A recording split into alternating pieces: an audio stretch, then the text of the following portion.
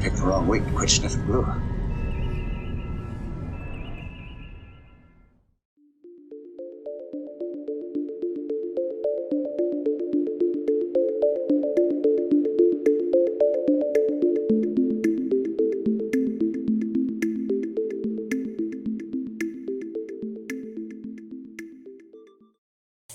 Well, hello, welcome back. It is New Kit Day. It is Valentine's Day. I hope you are with the one you love. I am spending the week with a model. An international model, by the way. Oh, it's a model I'm going to build, but it's an international model I'm spending the week with.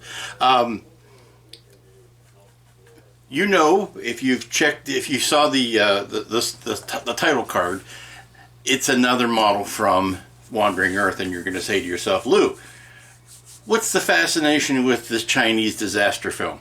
Well, I gotta tell you, it's the designs in that movie are very nice, and I unfortunately suffer from a type of OCD that I'm a collector. I'm a collector, and if you're a collector, you know, you felt the bug. I have to be very careful about what franchises and what things I get interested in, because I have a tendency to be compulsive about it, and I have to have the entire collection. That's just the way it is. It has caused me great strife in life, and it also has been the source of great joy. I have to be, if I step a toe into some franchise, I have to be very careful, because I know this about me, that I'm going to want to have everything in that line. And to that end, the Wandering Earth kits from Meng, there was only really 3 of them, at least 3 that I can get a hold of, and those were the small truck that I built, the larger truck that I built, and this one, which is the space station. Now, I was perfectly fine with seeing with the trucks and not doing anything more, but the local hobby shop had this sitting on the shelf.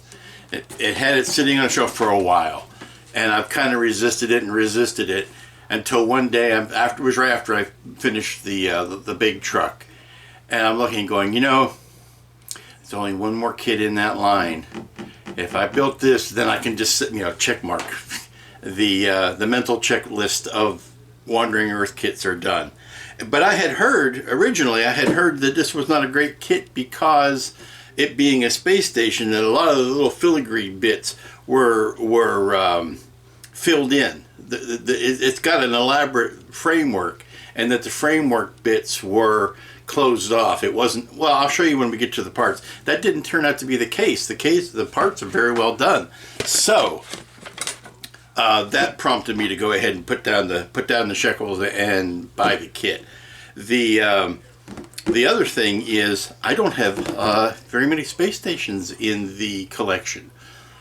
I can only think of 2 space station kits that I have offhand, Babylon 5 and Deep Space Nine. It's just not a lot of space station models out there. I mean, you got your real space, your International Space Station, your ISS. You've got model kits of the actual space station, of Skylab, things like that. But I'm talking fictional space stations. There's not very many things to choose from, so that makes it different. So we're going to be building. A, no decals on it. B, I'm not going to try to do any lighting on it. I'll have to see. I may light up the rear engine. Who knows? Because of the scale of it, there's just not a lot of opportunities for lighting. But this is what we are building. Now it's lit up on the box cover art, but it also has this impossibly supported from nowhere ring that that's a scene that happens in the movie that has no basis on this model. There's no way to suspend that. So we're going to play my favorite game, which is Meet the Parts. Yes, welcome to Meet the Parts, and today's contestant is the Wandering Earth space station from Meng. It is the navigational platform International Space Station, and you can tell it's Ming because it's got this fancy hologram on the cover. Now, this kit will not talk to me like the trucks did. It does not have a voice module in it. It tells me that I will need two paint colors. Burnt red and silver. I have burnt red, I have silver. We're gonna see. It has, let me pull out the instruction kit first of all, the instruction book, and these parts. Now I've had this kit for a few weeks. I've been dying to get to this kit because of the neatness of the parts, and of course I had to finish the lovely ladies first. But let's look at these parts. This is one part. This is one piece. Now, you know, your average company would have divided that up into several pieces, and you know, you put all of those together. But this is one piece of styrene out of the mold, and this is the type of styrene that you'll see in a Bandai kit. This is Chinese, or this kit is Chinese. It's an Asian pressing. That I'm sure they use a lot of the same plastics in the same production company that Bandai does. But this is also one piece, but this is very fine, delicate, filigree stuff. I was under the impression, rightly or wrongly, mostly wrongly, that this type of stuff was all filled in, that it was not open, because I was wondering why they just didn't use a lot of photo etch on this kit, thinking that they're closed off, but they're not. So we've got a lot of fine filigree work here. We've got several rings that will nest inside each other. Let's see, what else have we got? We've got one sprue of, and I'm just opening these ones now because all of this had been left closed. These are the parts that there are only one of. Because this is a space station, and because of the nature of the design, there are a lot of duplicate parts, or parts that are repeated. Let me say repeated parts rather than duplicate. They are repeated parts. These are the individual parts. Here's that back engine cone. These look like the parts that there are only one of. This is another singular tree of parts. This looks like the inner ring. And again, I'll see how much of this is going to be lightable. It's got a rather unique base to it, which is also neat. But this is the inner ring, looks like. And then we get to the repeated parts. Oops, we'll start with this. We have fans of the Discovery build will recognize this. This is a central, this one in this case is aluminum shaft that screws into, the two pieces that screw into each other to give you the reinforced shaft that goes down the center. But unlike the Discovery, this is the part. This isn't a rod that goes inside the part. This is the part that you will attach things to. And then we have 3 copies of this same molded tree. I'm sorry, we have 4 of them. We have 4 copies. And this is where all the intricate stuff is. Ooh, look at these. Look at those. That's going to be fun. And I mean that, it's going to be fun. So we've got some lots and lots of repeated parts. And then last but not least, we have this really funky base, which is cast in a clear material. It's got the 2 rods to hold up the station. Begs to be painted black, but or painted like Jupiter and the Earth. But that's going to be neat too. So, first thing we need to do is I think I need to prime some parts, and that means just taking these while they're still on the runners and giving them a quick zotz of the Duplicolor primer. Easiest to do that now, particularly all these little delicate things. Prime them now. See them.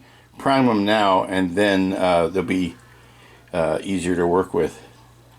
But look at this. I'm just marveling at how much detail is in there. Again, even a Bandai kit would be tempted to have chopped that up into maybe 4 quadrants that you put together. But this is all one piece. Okay, the parts have had plenty of time to dry, and I've got some real tedious work ahead of me, it looks like. We've got something that needs to be repeated 8 times, and we've got something else that needs to be repeated 32 times, all along the concave side of the big piece. And looking to the next page, we've got something that has to be repeated 32 times, and something that has to be repeated 8 times on the convex side of the page, of the shape. So, looks like I need to get a good sharp set of nippers here and start attacking these other, well, let me get these ones off because they can go there. But these are the 4, yes, and looks like there's 8 pieces. Here we go. It's all of these and all of those that there are all these duplicates of. So let's see how tedious this could be. Okay, I think I've got this part sussed out, and these pieces here, they are as delicate as hummingbird farts. So I'm going to show you what one looks like, top and bottom, and then I'll go off and do them, and we will never speak of them again because, as I've said, they are very delicate. It took a while to figure out exactly how these were supposed to relate to each other. Oh, definitely need my tweezers for this.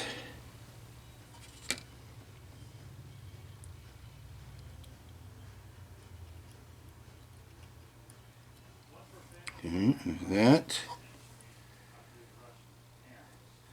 The thing is, you have to push this X shape through the hull, through this whole piece. That's the top of the X shape, and that's the bottom of it. You have to pass it the whole way through from this side, and then you join it with the little 3-fingered pieces, top and bottom. So yeah, it could be, I could see where that could get tricky. It's one of those things that once the pieces are in together, they strengthen the whole assembly. But until you get to that point, I think it's like a balloon frame on a house. It's delicate until it's all put together. And let's see.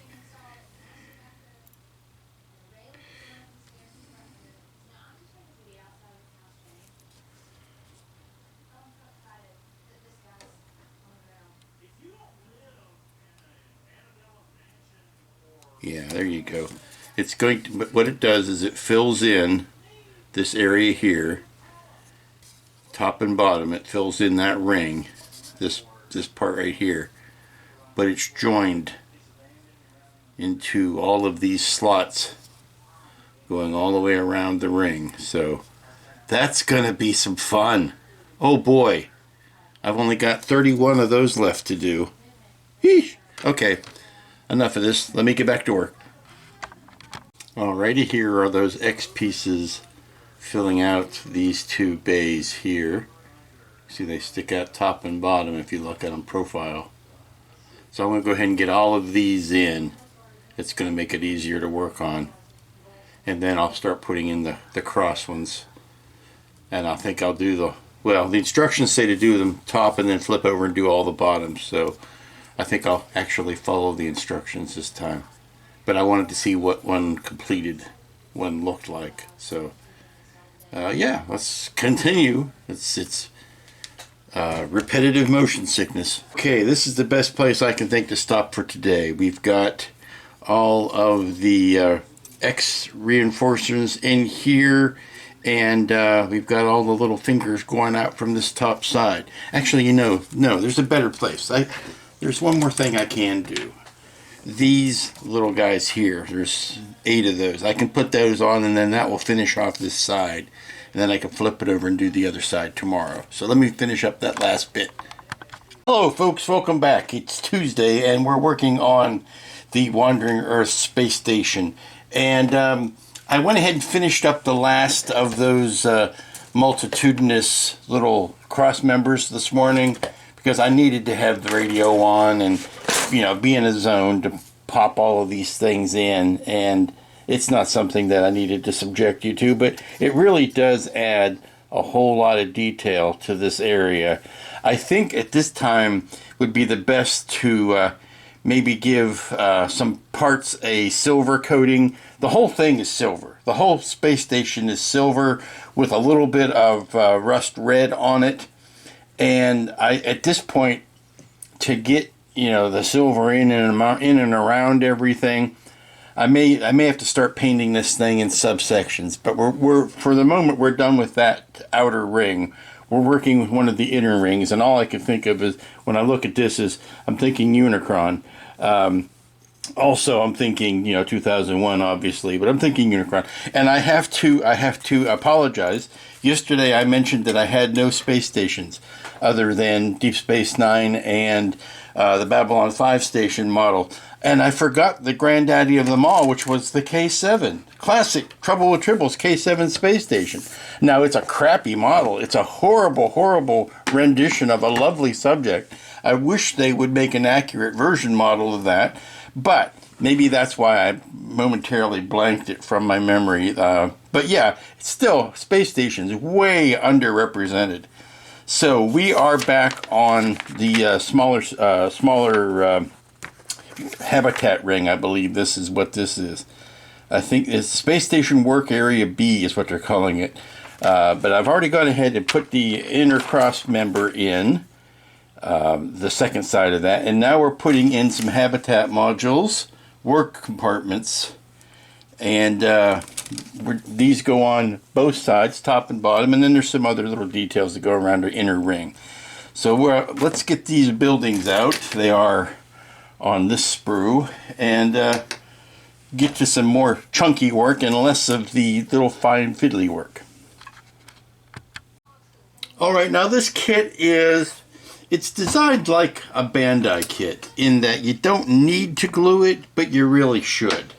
I'm not having any problem gluing these pieces. I mean, the pieces are fitting together just fine. I just feel better if I go ahead and put a little bit of the MEK on it. Like I said, I think it's designed that it doesn't need to be glued. Just finished up the command module, which is this popsicle stick looking thing here, microphone thing looking. It's this guy, and it spins around the radius like a clock, but this is and making sure that it is coming straight, it doesn't have a warp in it, is a nice touch. But sanding up the seam, getting this done ready. This will be something else that probably gets painted as a sub-assembly. And what we're going to do next is start working, and I got the habitat rings on this side, and I've got them clamped up. Don't really need the clamps, but again, it's belt and suspenders. I like using them while I can because it keeps things aligned. But now we're going to work on the fun thing, which is what I call the umbrella mechanism looking thing. It's this guy, what holds the shaft, the central shaft, to the big dish at the back. And it looks for all the world like an umbrella mechanism, and it uses the aluminum support rods. So again, it's a lot of repeated symmetrical work that when you are done looks like this and attaches to that. So again, I think it'll be a nice sub-assembly that will get painted ahead of that so that we don't have to so I'm looking ahead. I'm cheating. Looking ahead to see how everything relates to it. Yeah, I think we've got our sub-assemblies to the point where they will be painted separately and then attached and then touched up. I think that's the best way to go. So let's get on with this umbrella assembly. Alrighty, I've released all of the parts from the sprue that I'm going to need, and it's going to go in something like this. These are the two opposite ones in. I think the easiest thing to do is going to be to pump these all in place and then go back and put a little drop of glue on top of it rather than put the glue in and then add the parts. So in case any little fiddling needs to be done, it's as easy as, I'm going to go ahead and put the 4 main ones in. You pop one into one side and then you push the into the top ring, again into the bottom there, and then into the top. And these are all going into the parts that are attached to the aluminum rod, and it looks like that. So I'm going to finish up this and then we'll put some glue on it. And next thing you know, it'll all be strutted. Right, the next step, they say, is to add this to the big dish. This is the thing we just worked on, but I don't want to do that yet because I want to paint these as sub-assemblies. So I'm skipping on to the next stage, which I'm going to keep that safe, which is to add the other side of the framework, which is going to be added to that. It's a little spidery assembly that I'm working on now, and once we get done with that, I may have to go ahead and start painting some stuff. I'm going to try to do as much of this in sub-assemblies as possible, but you know, plans can change. Okay, we're going to chalk this down to necessity as a mother. I didn't want to have to put this central workings in. I really didn't, but it became necessary to get to the next step that this be in. Plus, so much stuff was starting to depend on it that it's in, and you can see that it's nice and balanced by the fact that it is spinning and all of the framework is nice and even. There's no obvious bumps coming out, or nothing is unaligned. I was hoping to paint these as separate bits, but that's not going to be possible. So now what I need to do is go back and touch glue into all of the joints that I had to join. So do that, and then we'll go on to the next step, which was adding. This is why this happened, is because this unit that goes on the base, or goes on the bare end of that metal pole, once I put that on, it was going to be much more difficult to put that in place. So yeah, that's just the way it's working. So we're going to go ahead, and we'll still be able to keep the front end from the back end as far as doing the gluing. So we're just going to have to treat this all as one bit. But you know, it does make quite a lovely little top there. Okay, believe it or not, I had to do all of this before I could get to a place where I could paint it as a sub-assembly. It's getting all of this added to the top with these tiny 3 little aerials that are just begging to be snapped off in some sort of horrible accident. Yeah, so we're going to do a quick zots of primer over some of these spots so I can see what needs to be sanded down, and then we will be ready for the silver paint. But that's all of the. It looks like a very intricate roulette wheel. It really does. But that's some beautiful design. That's some beautiful model engineering, and lots of nice detail there. But now we got to do the bit that goes on to this end of it.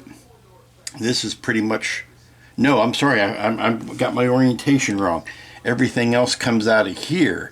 There is a tail end where this goes. This goes on this side of it and rotates around. But the rest of it, the other half of the front gets screwed on to here, and we build out the rest of it from that end. So let's put this delicate piece aside and let all of that glue dry. Maybe take in a spot of lunch, because it's getting about that time. Alrighty, so we've got another round of really repetitive stuff to glue together. So I'm going to go ahead and snip these all off and glue them down. It's all these tanks here. We've got that times 12. We've got these hexagon frames times 3. And that's the next big thing. So I've got a bunch of clamps out. Let's snip these off and glue them together. Alrighty, I've got all of the tanks put together, and they're drying. The glue on them is drying. I've taken the bits that I've gotten done and I've hit them with a coat of gunmetal.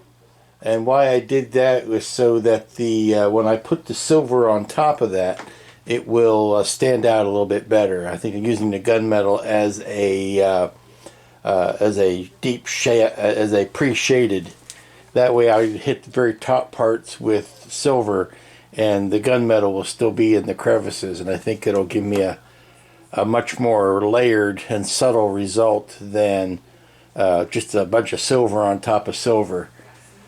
So got these parts drying, I guess, and the paint is drying, so I guess I am at a stopping point for right now.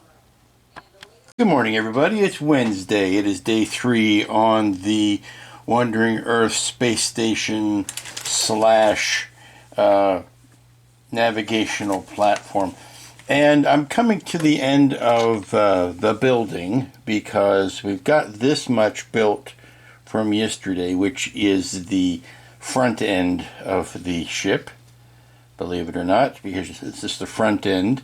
All of the big cargo boxes and fuel boxes, that's the back end. This is the front end. I'm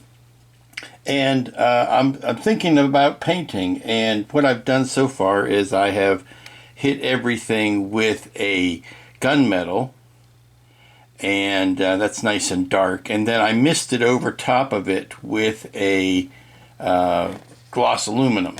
And what that does is it highlights the spots that makes the look a little bit richer because it's still gunmetal down in the recesses, and it just makes it richer than painting everything silver. And that's where I'm at today. Oh, I've also put this much of the engine together yesterday and painted it burnt red like they said. And this is the part in the build where I'm not going to start complaining about the model. I'm going to start complaining about the model makers, the people at Ming.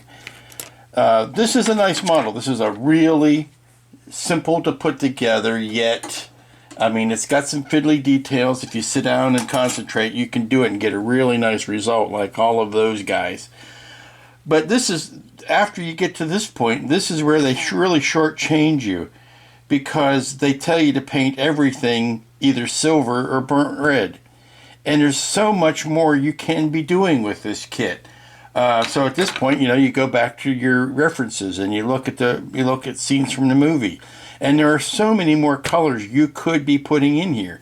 Now I know that you're never going to capture all of the detail because the CG kit or model in the movie is so richly detailed, and even the set pieces are so richly detailed that every place that you see a flat edge has got tons and tons of greebly and stuff going on in the actual in the movie. And that's natural, because when you shrink some things down, there's only so much detail you're going to be able to capture.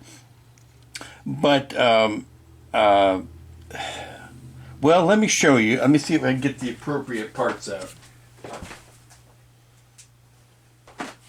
Now, they would have you paint all of this silver and walk away, and paint all of this silver and walk away. And that's really a shame, because all of these buildings, which you can easily get to and paint, should be gray. Should be a light gray, almost a white. And all of these buildings and all of these outboard pieces. As a matter of fact, the only stuff that really needs to stay silver on here are these girders that go in between. And that wouldn't be a tough thing to do or to call out in the instructions. Same with this. All of this needs to be the building modules, which are not silver, they are gray. There's some black that goes on in here. There's some detail painting. These are also This bit here should be almost a mirrored silver. I'm going to put the Molotov on that. These are gray. There's some indications of green lights going on here. I mean, it's all there. It's not like the part wasn't molded without it, but the decals there are no decals. The instructions really fall flat when it comes to painting those, when they really could just say, hey, you know, see this bit here, paint this bit gray. They don't do it. It's lazy. It's lazy, and it like I say, it really does disservice, because this is an expensive kit, and it builds up to a nice looking thing, but it could look so much better with minimal effort on their part, just by, you know, giving you more detail on the instructions. As I said, all of these flat edges, now those have tons of detail in the movie. I get that. The stuff out here is detailed. All of these, I mean, there's not a really smooth line in the entire thing. Everything's covered with greebly, and that's cool. But they really could have helped you out. All of these panels here that they say paint silver, those should be like solar panels, and they should be black with a iridescent on them. So that's what I'm going to do. I'm going to add more colors to this than the instructions say, because that's really how it should look. And while I'm on the kick of, you know, what's accurate and what's not, this is the front of the instructions. See this ring here? I'll show you what happens in the movie.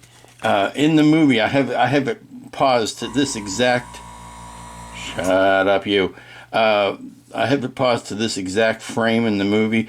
This ring is actually this part of the big ring, and it detaches because this space station is getting ready to sacrifice itself, and this ring has all of the genetic material, and the arc nature of the space station is detaching so that it could be saved. Well, that would be a nice feature if they put it on the model, but it's not on the model. That ring here is actually this ring here, and it doesn't detach. It doesn't come out. As a matter of fact, when this thing detaches, there is no support for this. It's going to come out over top of all of the rest of that. So not only are they showing an inaccurate part of the movie as your box art, but they're showing something that you couldn't possibly duplicate if you even tried. So that is a kicker. But there is... Well, let me just show you on the movie. Hold on one second. Okay, here is that exact frame in the movie. You can see this ring here has detached. It is moving this way. You can see there's all kinds of more color in here than what is shown in the box art instructions. See? Now tell me how that was ever going to happen on the model. Which is fine, but don't put that on your box art. Here we have, this is the big engine, of course. Now I can't do the lighting that I would have liked to have done, because of the big metal solid rod that goes up through the center. There's just no way to squirrel a light bulb, an LED in there. And I am going to do my best to not show video, because I don't want to get striked on the copyright. But here's that ring having dislodged itself from the rest of the ship as it's getting ready to plunge into Jupiter. Okay, before I go, one last shot of the buildings. Here you can see the buildings here, not the filigree stuff, but there is definitely a gray or white cast to those that could easily be painted. Now this area here between the runners, that's that real thin filigree stuff. I don't expect that level of detail on the kit. And these are those long skinny fingers that I spent a day putting on. These are the X-shaped struts. So yeah, they did a good job at replicating a lot of the detail. It's just that they didn't put as much surface detail into the parts. Again, these are the three. Those things right there, as big as they are on the ship, they look like this. That's what these things are here. Where's my little pointer? Hello, pointer. These things. So yeah, there's a level of detail that got skimped, but all of these things could be painted white or gray, and that's what I'm going to do. I'm also going to go in here and paint these guys out so that they don't look like this massive silver. It's just a lot of missed opportunities. Okay, I'm working on the tail end while I'm still putting my thoughts together on the front end painting. And one thing I've decided to do is, this is what the tail end looks like, and it's got a ton of these fuel canisters around it, fuel bottles. And this central spine here, now this is what the part is that they told you to paint the rust red. What I'm using is hull red. And I have decided, I'm making an executive decision, taking these tanks off, I am going to paint the rest of the spine that they had. They had this silver. I'm going to continue the rust red up to the end of it as sort of an homage to the Valley Forge. And this is the framework that goes around it. I'm going to leave the outside frames the silver, but I'm going to paint these individual bottles. I'm going to paint those the rust red. Again, as an homage to something similar we might have seen on the Valley Forge, and as a tribute to the late great Doug Trumbull. So, yeah, that's what I'm going to do. I'll leave this outer edge silver, but we're just going to start introducing color, more color into these. I have not quite decided. I think the bottles, these fuel bottles, I can leave the outside bits silver. I may paint the inside edges here a different color, maybe that gray that I'm going to use. But yeah, I think this is a good opportunity to add some more life and pizzazz to the whole proceedings. Welcome back to Space Vegas. I am painting the roulette wheel. Actually, I'm painting in the solar panels, or what I'm calling solar panels. And I'm using a mixture of metallic blue and rubber black for that, and I'll put a color shift over top of them to make them look more pearlescent, depending on what angle they're viewed at. And of course, it only took me doing these 4 in a row or 5 in a row to realize that you can move much quicker if you just mask off every third one and then spray them all at once, and then move on to the next one and then spray those. So I'm going to let this first series dry, strip the tape off, and then move it to the next ones. Okay, so I've got all of these painted in on the convex side. I would like to go back in with a fine brush and repaint the silver cross piece right here, just this framework. Easier to touch that with a little bit of silver paint than it would be to try to mask those each time.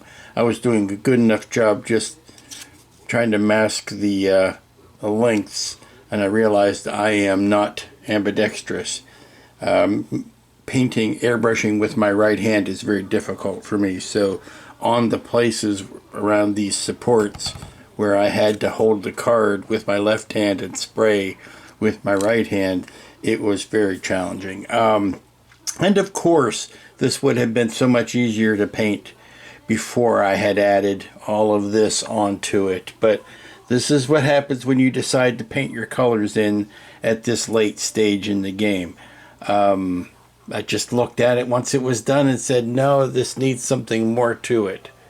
And now I got to do the same on the inside, which I believe is going to be a lot easier to accomplish because we don't have these outer frames to worry about. So we're going to let that dry, and then we're going to come back and mask and spray the inside. It's easier to do that while I've got that color in my cup than it is to try and do the iridescent over the top of that. If I had another brush ready to go, I could do that, but as this stands, I can sink this into this roll of tape and use that as a support. Of course, this thing has got four tiny aerials. 1, 2, 3, and 4. And I know, look at them now, enjoy them for all they're worth, because I know they're going to get snapped off before we finish everything. I just have that feeling. I just realized the inside's going to be a heck of a lot easier to paint because I don't have to worry about these. This inner frame covers up the exposed bits of the frame, so I can be a little bit more sloppy here because I've got that other frame that's going to cover it. Alrighty, the inside panels have been painted. I've touched up the silver around where it needs to be touched up. I'm ready to put this piece in, which will really show some contrast now that we've got these painted and everything isn't silver. So this is only going to go in once, so I want to make sure that I'm ready to put it in before I start. And it's glued at every one of these joints right here. There's a little dimple that goes into the holes there, so we're going to push that down into it. That's enough out of you, Mr. Compressor. We're going to push this down, and then that's going to give us a good seat for this to go down on top of it. But I'm going to paint the buildings on this a light gray first. So let's get this guy ready to go in, and then we can put this aside. Once I get the grays out and I've painted those buildings, I'm going to go around and touch it, probably by hand, just these little X-cross buildings here. Alrighty, I've just gone around putting gray on some parts on the habitat rings and the buildings as such, leaving the girder work silver. Gray, a lot of gray in there. Gray on these fuel tanks, and then I'll silver on the edge of those. And leaving this to dry. Now, getting this inside ring in was a lot tougher than it had a right to be. But it's in now. I mean, it really had to be pushed up and attached at every stinking little joint there around the rim to get that to sit in. So that's happened. I've touched up the silver again to further demarcate those two colors. Let's see what can be done. Oh, I can be painting some silver on these frames. And next thing you know, I'll be ready to maybe put the big fins on the back of that engine. Those big fins are in the other room, and they are silver. Anyone will tell you, anybody who knows how models are made, the tooling is the most expensive part of the whole process. Actually making the metal tools that the parts are injected into, the plastic is injected into. The plastic is the cheapest part of the whole deal, frankly. But injecting it into a tool is the most expensive part, or the creation of the tool is the most expensive part of engineering a model. I have been told this by people who know way much more about model production than I do. And it makes sense. So you'll remember back we had 4 copies of the B, I think it was the B tooling. I'm going to go through here. No, I'm sorry. Yes, it was the B part. See, there was 1A, 1C, and then there was 4 times this B part. And it's much more cost effective to do that. Well, if you don't need multiples of 4, you get leftover parts. And this kit, we have some leftover parts because we didn't need, there was an odd number. Like there are 3 of these. Well, there are 3 of these frames, that you need to make. And so if you put both halves of that on your tree, you get one left over. So, and these parts go straight into the old scratch building box. But that's where we are on these fins, because there is an odd number of these fins that go around the engine. I think there's actually 7 of them. 2, 4, yeah, there's 7 of them. So there's one extra. But it's the last great bit of construction that needs to get done. So we're going to go ahead and put these on and continue on from there. I've got these painted. I need to figure out what if anything else is going to happen to those. And then we can start putting some of this mess back together. Okay, what's neat about these fins is that they have exact cutouts on them to fit around all of these contours here, so that by the time we're done, we're going to have a nice little formation of these fins coming out around. And then what I'm going to do after that point is just start misting the silver back over top of some of this, so that you'll get the silver on here, but you'll get a misting of the silver on the hull red, which I think will make a nice contrast. And then I can do some of the scorching around these back fins in black. Okay, so I think I'm got to a place where I'm going to close up for today. I've been playing around with some dry brushing to bring out the detail in these girders and that sort of thing. Still not 100% set on the color scheme for these tanks. So rather than keep dumping paint on it and hoping I'm going to like something, I need to step back from it, walk away, come back after a bit, see how I like it. Got the scorching on the back of the engine. That's all looking pretty good. Again, once I can figure out what I'm going to do with these tanks, then that'll be done. I'm very happy with how the solar panels, how they turned out. Working on this, trying to throw some shading and some shadowing into them. I'll put a white pass over top of that gray, and I'll do the same with this. I'll do a white pass over this gray. Like I said, very happy with how this has turned out, but I just need to step back from it and take another running start at it tomorrow. Morning, everybody. It's Thursday. Sing it with me. It is the gateway to the weekend. Hallelujah. And I'm just putting on some light gray onto what I got done yesterday. And what it's doing is it's calling out this habitat ring much better than, just another bunch of silver. You start to see the blue and then the silver and then this whitish. And I'm going to move it off to the side and get it off of my table, because I want to concentrate on other parts of the craft today. I also went over with this light gray mix and started putting some accents in to these other habitat rings. Give them a little bit of life, a little bit of zhuzh.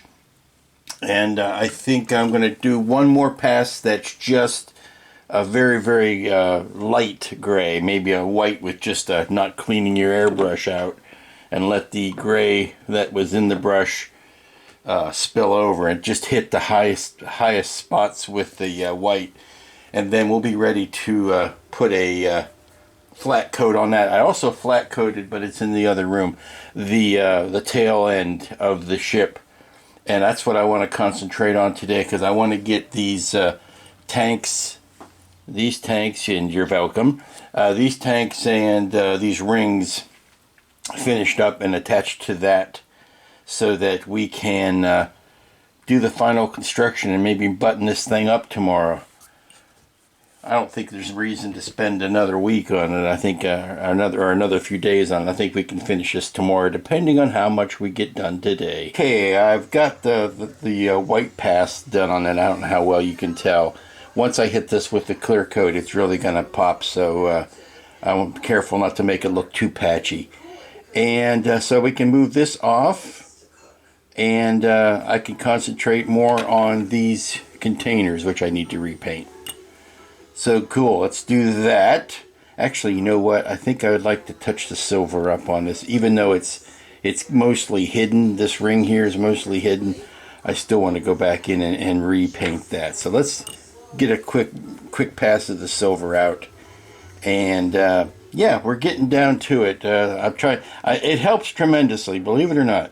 It does help tremendously if I just move the stuff off the table that I'm not actively working on. It helps me focus on what things I actually need to be working on. So this, I want to touch the black up on it. If I can get this piece touched up and ready to move off of the plate, then we're good to go. Good morning, welcome back. It's Friday. It's the last work day of the week, and it's going to be the last day on the Wandering Earth Space Station / Navigation Monitor, the navigational platform. Whoever the genius was that decided printing purple on black, obviously colorblind. 3000 scale. 3000 scale, in case anybody was interested in what the actual size of this thing would be. Now, the watching clips from the film, going back and checking things, and you're immediately struck by how much this is simplified, because you just can't get the level of detail in there that was present in the CG model. It's just not feasible. And a lot of what gives the station its oomph, its joie de vivre, is that it's rotating all the time like a roulette wheel. I mean, this one ring is going one direction, the other ring is going the opposite direction. There is I keep calling it a clock hand.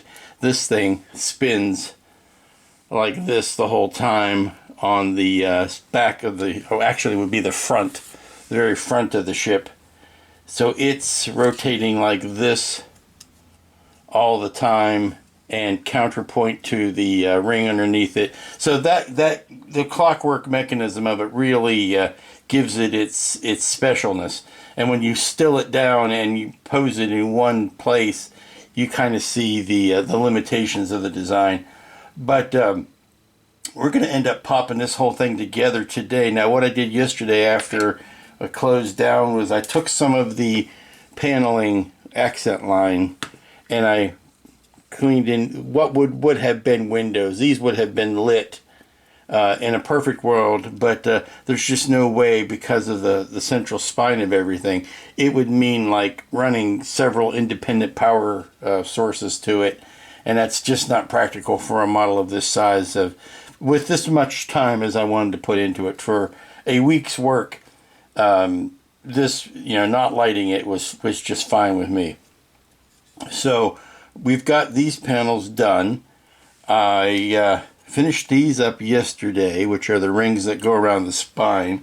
Last thing I did last night was to spray a clear coat over these. Those are the fuel bottles. I did a rust wash on them, and then I sprayed them before sack time.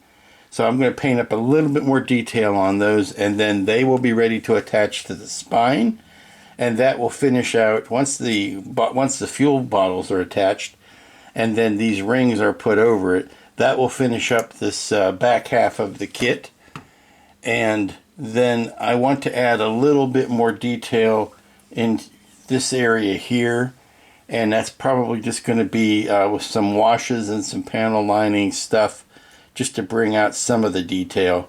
Because every place that you see a flat plane or a surface, that should have been really gunked up, greeblied up. In the movie, it's actually a very highly detailed portion. I want to do something with these vents to add some color to them. And then we'll be ready to put the whole thing on a stand. Alright, we're back at the putting things together stage. Now, just carefully went through and hand painted in the cross braces back on these fuel tanks, and it's one of those things that's a trade-off. For the short amount of time it took me to repaint those, it wasn't worth it for me to, when I was painting the brown on these, I could have very carefully gone in and around the X and I could have masked that off, and just to me it was easier and took less time for me to just paint over all that to get the brown on nice and even, and then come back with a tiny thin brush and just touch the top of those again. It's a question of time management, really. I could have either done the brown really carefully and not have to repaint the silver, or I could have just put the brown on and then touched the silver back on top of it. And the more you paint, the more you can make that calculation for yourself. To me, it was a no-brainer. I just went ahead and did that. So next step will be to go ahead and mount all of those onto this stock, and then once that is done, we'll see if there's any final touches that need to be retouched, and then having done that, we can give it a final flat coat of spray. I figured I could run the camera for this because a lot of people say I don't put enough of the actual work that I'm doing on camera. I always cut back or cut away when I'm starting to do the work. And so yeah, this is something that's easy enough to do. I'm just taking a brush, dipping it in my little bottle of MEK. So you can see how the first coat of MEK takes the paint off. That's fine until you realize you've taken too much of the paint off, so you gotta be careful with that. But basically these are two big pegs. They don't get any simpler than that. I'm not being particularly precious about which ones I pull off of the pile of fuel cells. Just making sure I get inside the holes there.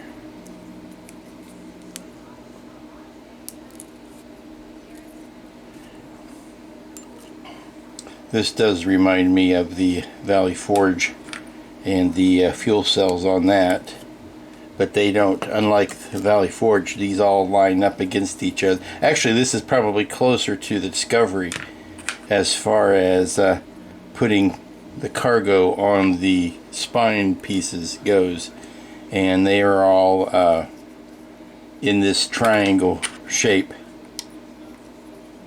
So once you get them all in, you kind of hold them against each other like that, squeeze them in. And I guess this is kind of like when you're laying tile and you pull your tile from a random tile from a box. That way you don't accidentally introduce a pattern or have all of your tiles that are similarly colored next to each other. Because when I painted these, they all had different varying layers or varying amounts of the brown on them, so they're not identical. And when you put them in, it makes a nice patchwork. So there you go. That's all of that work. And I'm going to let the glue cure on that for a hot minute. And then I'm going to look at this and I'm going to see, is there any paint smudges that need to be addressed? There's a couple nasty seams. These bottles were obviously two-part pieces, and as much as I tried to minimize the amount of seams that you see, I was not entirely successful. I did manage to sand down some of the more egregious ones, but I didn't get all of them. And it's also much more noticeable when you are working with metallics that your seam work will pop up. Now what I'm just going to do is hit these yeah, you're seeing that. I'm going to make sure I'm in camera. Just hitting the raised part of these seams here.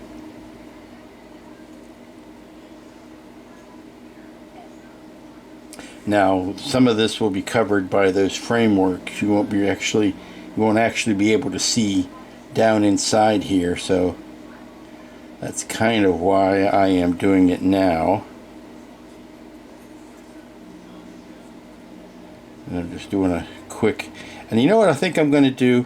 I think before I put those outer rings on, I think I might want to take a black, some flat black in the airbrush and just do a nice little scorch, just a weathered scorch in there. Do I want to do that with flat black, or do I want to do that with the black wash? You know, a black wash might be better than the flat black. So we're gonna let that dry, and I'm going to decide which black I'm going to use, and we'll get on with the next step. Because like I said, these are the rings that will go down. They go over top of, and they'll obscure some of it. Okay, there you can see the rings, or the outer rings are glued onto the central spine, and that's all drying. And now time has come to turn our attention to other momentous things.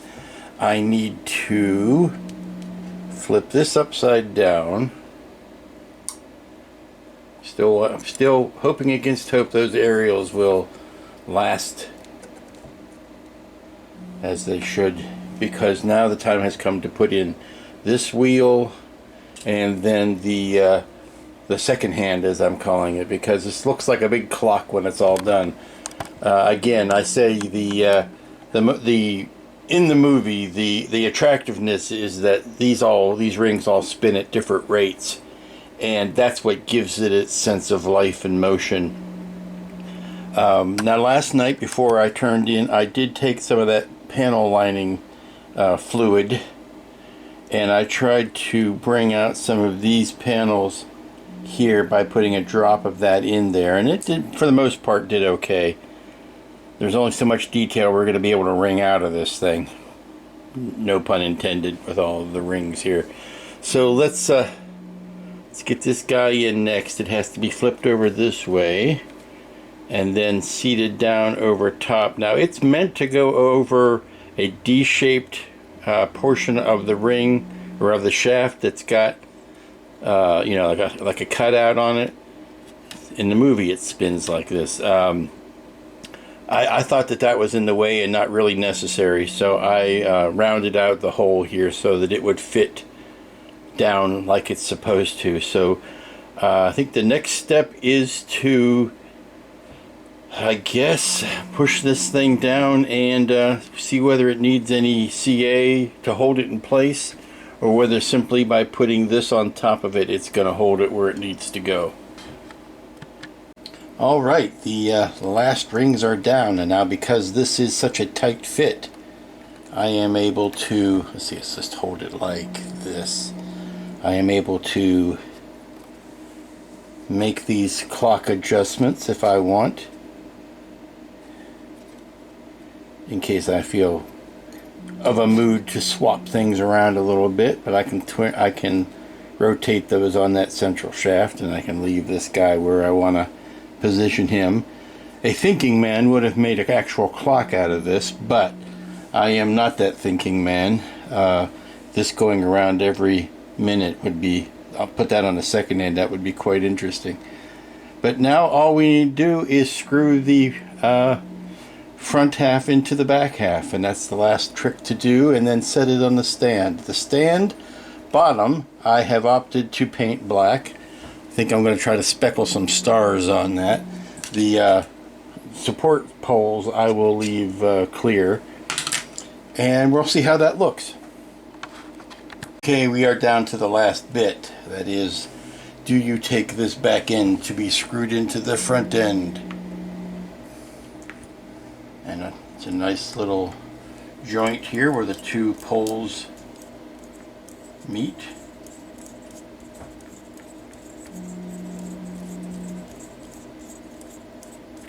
And there you go.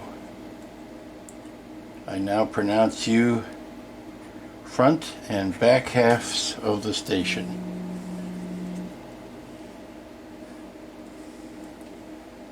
There's the full length of it. There's the front side of it. And it actually sits like this. This pole here goes towards the top. So it actually looks like that. So much better than the bland silver and just a little bit of brown paint that the instructions called for. So I'm going to see if I can balance it like this. That's pretty risky. It does balance, except for the top, which is now top heavy. So we're going to lean it like this. And then I'm going to go rescue the base. Okay, here's the base as it sits. And now I just painted it black and did a simple toothbrush flicking thing to make stars over it. I don't have near the confidence to try to do something like my good friend posted on Facebook last week, where he made entire stars and nebulas and made the whole universe come alive on his base. And I'm not that good. I know I'm not that good, so I'll stick with what I know, and that's just making a simple star base. And here's what happens. You stick the clear tubes in, and these are identical. I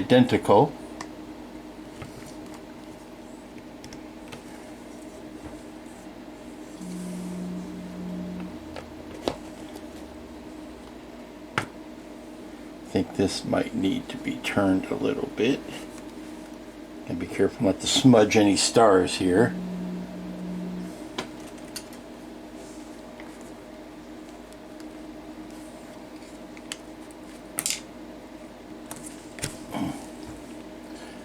But yeah, making sure both clips are facing the same way.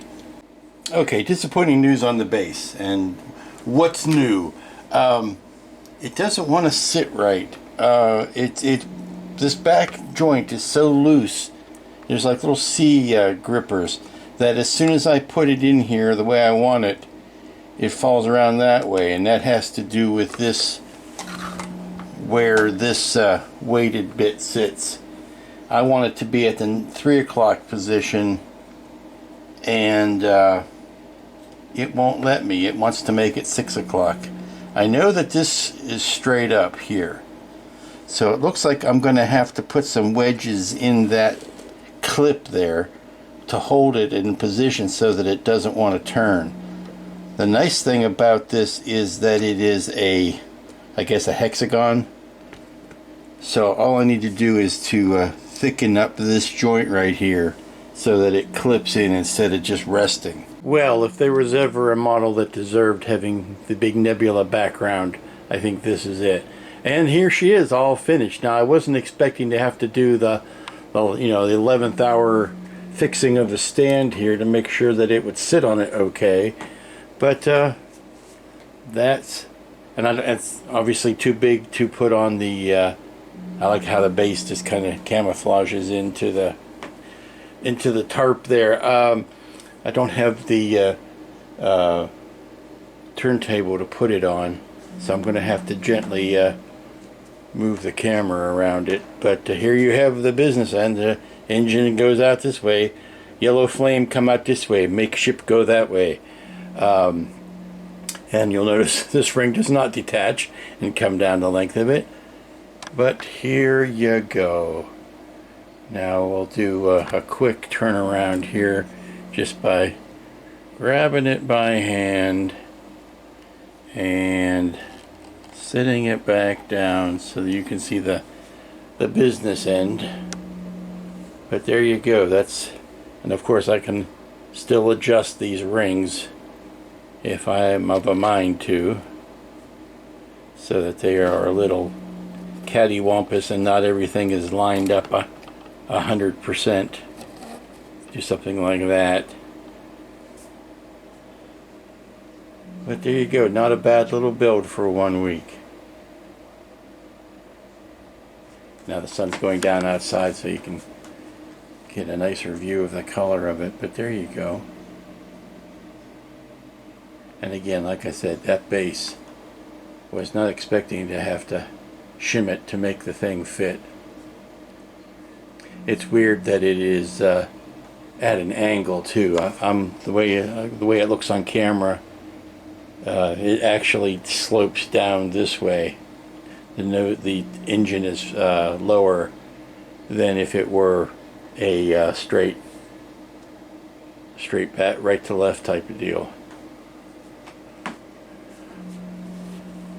But there you go. Look at all that spaghetti in there. Look at all those little tiny, tiny members and cross members. And there you have it, the final entry in the Wandering Earth saga. I am confident. I don't believe I'll be doing any more kits from that particular film, but this does satisfy my itch to not only finish the models that were available from that film, but also to get another space station in the collection. So, like I said, it was a fun build, easy build, not challenging because of all the repetitive stuff you had to do, but where I really think they fell down was that they underestimated the ability of the modeler to really paint this up and make it something nice. The more I look at it, the more I think maybe they were anticipating this as some sort of captain's model, maybe.